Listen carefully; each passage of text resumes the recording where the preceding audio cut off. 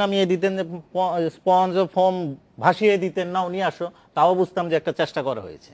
আমি এখানে আমার যেটা মনে হচ্ছে, আমার এই বিআইডব্লিউটি এর কর্মকর্তাদের বক্তব্য শুনে উনি প্রথম দিন এই বিআইডব্লিউটি এর এই কর্মকর্তা, হ্যাঁ, উনি বলছেন যে আমি পত্রিকায় পড়লাম, যা রিপোর্টারের কাছে প্রথম আমি শুনলাম যে এই ঘটনা ঘটেছে নাকি, ঘটনার 12 ঘন্টা পর উনি জেনেছেন ওখানে এই ঘটনা ঘটেছে। হ্যাঁ, তো ওনারা এই বিষয়গুলো জানেন না, বা জেনেও যে সাংবাদিকদের সামনে বলেন যে উনি জানতেন না, এই ইগনোরেন্সটা যে প্রকাশ করলেন, ওনার বোঝা উচিত ছিল যে সুন্দরবনের মতো এই জায়গায়, এই ভার্নারেবল এই জায়গায় এই ঘটনা ঘটার গুরুত্বটা কত, এটা হয় ওনার বোঝার ক্ষমতা নাই, অথবা যারা পরিবেশবাদী, যারা আপনার এটা ওই পরিবেশ বিজ্ঞানী, এটার বিপর্যয়ের ব্যবস্থাটা বুঝতে পারতেছে বলে বলা হচ্ছে, তারা হয়তো কিছুই বোঝে না। দুইটার একটা হবে। এই সংশ্লিষ্টদের আসলে আমাকে একটু বলতে দাও, আমি কথাটা একটু যুক্ত করি। সেটা হচ্ছে যে এই যে বলা হলো যে স্পঞ্জ ইত্যাদি, আসলে স্পঞ্জ দিয়ে যদি আপনারা এটা মানে সংগ্রহ করেন তেলগুলো, তারপর সেটাও কিন্তু যে কোথায় নিয়ে রাখবেন, কিভাবে ওইটাও কিন্তু একটা নতুন বিপর্যয় তৈরি করতে পারে।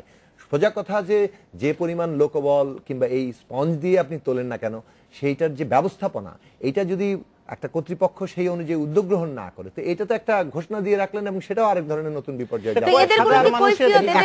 জবাবদিহিতার কোনো ব্যবস্থা কি আছে, সেই প্রশ্নের জবাব নিয়ে ফিরবো। তার আগে নিচ্ছে একটা ছোট্ট বিরতি, সঙ্গে থাকুন।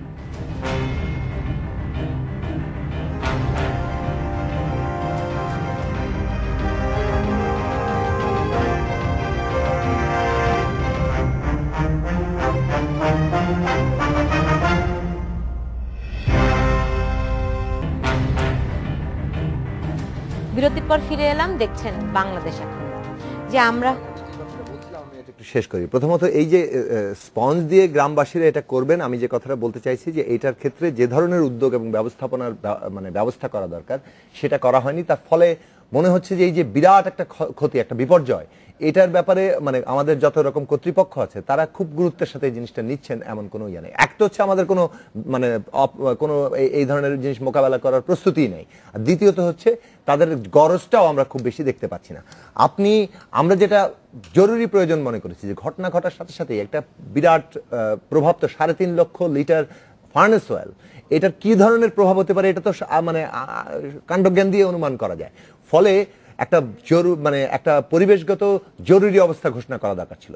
1, 2 হচ্ছে যেহেতু এটা ইউনেস্কোর হেরিটেজ এর একটা অংশ, এটা এই আন্তর্জাতিকভাবে পরিবেশবাদী সংগঠনগুলো থেকে শুরু করে সারা বিশ্বে অনেক এটা জায়গা আছে। আমরা আমাদের নিজেদের সক্ষমতা এবং তার সাথে মানে সহায়তার জন্য আমরা এই ধরনের প্রতিষ্ঠানগুলোর কাছে আমরা হয়তো সহায়তা চাইতে পারতাম।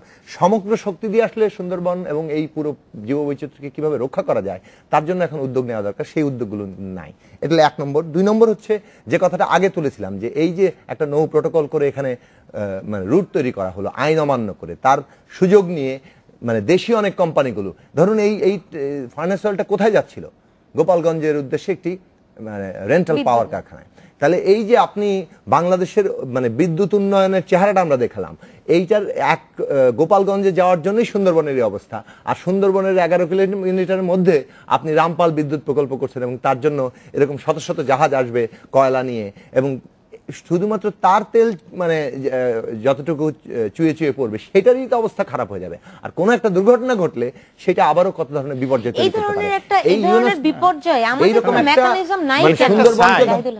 উনি যেটা বলতেছিলেন সাকি, এই রামপাল নিয়ে সেকেন্ড থটের একটা সাইন, এটা আজকে আমি যেটা মনে করি আজকে যে ইন্ডিকেটরটা আসছে এর মধ্যে থেকে পরিষ্কার যে রামপাল করা কোনো রকম যৌক্তিকতা আসলে না। এখন ধরেন এটা তো শুধু আপনার এই যে এই আজকে তেল বের হয়ে গেছে, এটা পানি দূষণ হচ্ছে, বিষয়টা তো শুধু পানি দূষণের মধ্যে না, ওদিক দিয়ে আপনি যত যান চলাচল করবে আপনার শব্দ দূষণ হবে, ওদিকে আপনার বাতাস কালো ধোঁয়া আসবে, বাতাসের দূষণ হবে, ওখানকার পশু পাখি প্রাণীদেরকে নির্বিঘ্নে তো আপনি থাকতে দিচ্ছেন না। সেই জায়গাটায় আমার মনে হয় আজকে যে ঘটনাটা ঘটেছে এটার ক্ষতি তো আপনার নিরূপণ করতে পারবো হয়তো, কিন্তু পূরণ করা তো আর সম্ভব না, যা ক্ষতি হওয়ার হয়ে গেছে। আমার মনে হয় ভবিষ্যতে এই ধরনের ঘটনা যেন আর না ঘটে, স্ট্রিক্ট হইতে হবে, যেটা আপনার প্রধানমন্ত্রী বলার পরও যে হচ্ছে না। এখানে তো শাস্তি দেওয়া অবশ্যই দরকার, কাদের কারণে ঘটনাগুলো ঘটছে, শাস্তির পাশাপাশি এমন বিধান আনা দরকার ভবিষ্যতে যেন এই ধরনের ঘটনা ঘটার কোনো সুযোগই দেওয়া না হয়। না, এখন আপনি আপনার যদি যখনই এরকম- সুযোগ দিবেন তখনই একটা রিস্ক নেবে। আপনি যদি ওখানে একটা লক্ষ্যযোগ্য লঞ্চ চলার সুযোগ দেন, আপনার ওই রিস্ক থেকে যায় ওটা ডুবে যাওয়ার। আপনি যদি তেলবাহী কোনো জাহাজ নিয়ে যেতে চান, সেটাও ডুবে যাওয়ার থাকে। সবকিছুই আপনার ওই রিস্কে আপনি যাবেন কেন, যেই জায়গায় আমার একটা ভালনারেবল। প্রথমত এই রিস্কে যাওয়ার কোনো সুযোগ নেই, বিশেষত সুন্দরবনের মতো একটা ভালনারেবল জায়গা। আর দ্বিতীয়ত হচ্ছে শাস্তি এবং ক্ষয়ক্ষতির কথা বিষয় তো তুললেন। ধরেন আমি একটা উদাহরণ দিই, কয়েক বছর আগে মার্কিন যুক্তরাষ্ট্রের মেক্সিকো উপসাগরে ব্রিটিশ পেট্রোলিয়াম, মার্কিন যুক্তরাষ্ট্রের দুনিয়ার সবচেয়ে বড় মিত্র দেশ, ব্রিটিশ পেট্রোলিয়ামের একটা দুর্ঘটনা হলো এবং তাদের একটা বিস্ফোরণ হলো এবং তেল সেখানে ভাসে গেল। 1 লাখ ব্যারেল তেল প্রথম সেখান দিনেই থেকে। মার্কিন রাষ্ট্রপতি বারাক ওবামা বললেন $20 বিলিয়ন তাদেরকে ক্ষতিপূরণ দিতে, এবং ক্ষতিপূরণ আদায় করে তারপরকে ব্রিটিশ পেট্রোলিয়ামকে ওই পুরো উপসাগরকে একটা করতে হয়েছে, তেল থেকে মুক্ত করতে হয়েছে। এখন এইটা বাংলাদেশের অবস্থাটা আপনি দেখুন। আমরা তো জানি আমাদের এখানে যারা গ্যাস দুর্ঘটনা ঘটিয়েছে আইওসি, তাদেরকে ক্ষতিপূরণ চাইতেই পারে না আমাদের রাষ্ট্র। আর আমাদের এখানে যারা লোকাল কোম্পানি এবং লোকাল এই সমস্ত জাহাজ মালিক কিংবা নানান ধরনের রেন্টাল, ইভেন সামনে যে ভারতের সাথে এই রামপাল বিদ্যুৎ প্রকল্প, কোন ধরনের ক্ষতিপূরণ এগুলো তো ভবিষ্যতে হবে না। আর টাকার অঙ্কে সুন্দরবনের ক্ষতিপূরণ আপনি পূরণ করা যাবে না। সুন্দরবন আর মেক্সিকো উপসাগর এক জিনিস নয়। ফলে এই পুরো জিনিসটাই এত ঝুঁকিপূর্ণ যে এটা পুনর্বিবেচনা করা ছাড়া এবং রামপাল প্রকল্প অবিলম্বে বন্ধ করা ছাড়া এটা আর কোনো উপায় আমাদের নেই। সংরক্ষিত অঞ্চল সংরক্ষিতই রাখা, এর মধ্যে কোনো আপনার ওই যে ফাঁক ফোকর দিয়ে পাশ কাটিয়ে যাওয়ার কোনো স্কোপ নেই। সংরক্ষিত অঞ্চল সংরক্ষিতই রাখতে হবে। এবং এই বিদ্যুৎ প্রকল্পের সুযোগ নিয়ে সুন্দরবনের জমি দখল থেকে শুরু করে বহু কিছুর ঘটনা। সেই রামপাল বিদ্যুৎ কেন্দ্র কি এখন আর পুনর্বিবেচনার কোনো সুযোগ আছে কিনা? সেটা চুক্তির সবকিছু হয়ে যাওয়ার পরেও এদেশের মানুষ যদি না চায়, সরকার তো সেই চুক্তি বাতিল করতেই পারে। এই প্রোটোকল আপনি বাদ দিয়ে আবার অন্য জায়গায় শিফট করতেই পারে। সেটা তো আপনার এই দেশের সরকারের সেই রাইট তো আছেই, যে কোনো সময় আপনি চুক্তি বাতিল করতে পারেন, তাই না? আপনি সুন্দরবন তো আরেকটা তৈরি করতে পারেন না। যদি আমাদের মন্ত্রীরা বলে যে আমরা আরেকটা সুন্দরবন তৈরি করে দিব, হাজার বছর ধরে একটা এইরকম একটা ম্যানগ্রোভ বন তৈরি হয়েছে, এটা তো আপনি চাইলে গাছ লাগালেই তো সুন্দরবন হয়ে যাবে না। ফলে এইটার ক্ষেত্রে যে বোধটা দরকার, বোধ দরকার একটা। আমাদের এখানে পলিসি মেকারদের এই বোধটাই নাই যে গাছপালা সুন্দরবন এক জিনিস না। আপনি যদি বলছিলেন যে ব্রিটিশ পেট্রোলিয়ামের ক্ষেত্রে তারা যে ধরনের ক্ষতিপূরণ দিয়েছিল, এখন এই আমাদের সুন্দরবনের ক্ষেত্রে এই কোম্পানি বন পরিবেশ মন্ত্রণালয় অধিদপ্তর 100 কোটি টাকার একটা মামলা করে 100 কোটি টাকা, হ্যাঁ, ধরেন ওই কোম্পানির বিরুদ্ধে যার ছিল। আমি সেই জায়গায় যাচ্ছি না। আপনি 100 কোটি টাকা তো জীবনে আদায় করতে পারবেন না। আমাদের এখানে যদি আইনের শাসন থাকতো ধরেন, তাহলে তো এই ঘটনা ঘটতোই না।